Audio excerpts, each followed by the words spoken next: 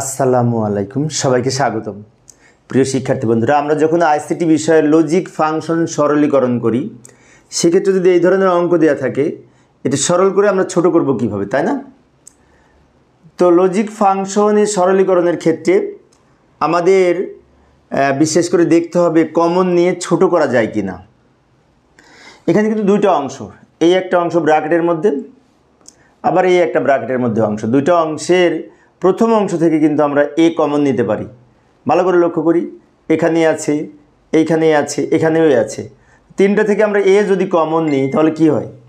এ যদি কমন নিই তাহলে এখানে 1 থাকে, প্লাস বিসি থাকে, প্লাস বিসি নট থাকে, বিসি নট থাকে। ভালো করে লক্ষ্য করি, এই টোটাল অংশটা থেকে যদি আমি 1 কমন নিই, এখানে 1 চলে, এ যদি কমন নিই তাহলে এ চলে গেলে এখানে 1 থাকে, এখানে বিসি থাকে, এখানে বিসি নট থাকে।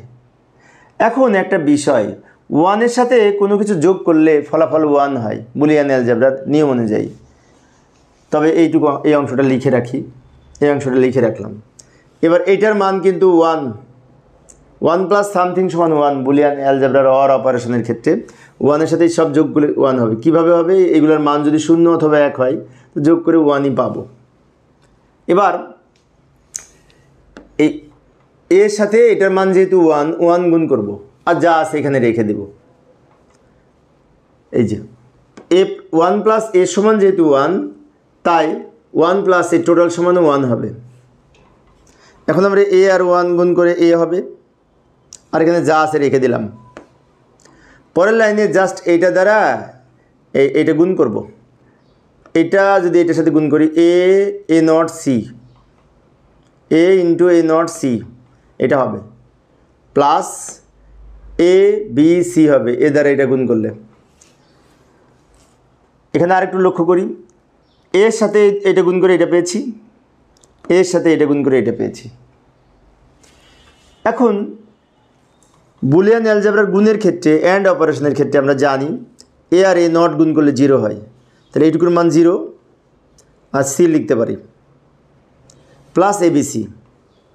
এবার এই 0-র সাথে যাই গুণ করি ফলাফল কিন্তু 0 হয়, 0-র সাথে যাই গুণ করি ফলাফল 0 হয়।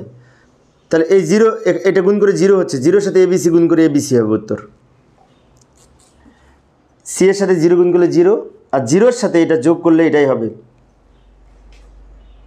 তো এইভাবে আমরা এই বুলিয়ান লজিক ফাংশন সরলীকরণ করতে পারি।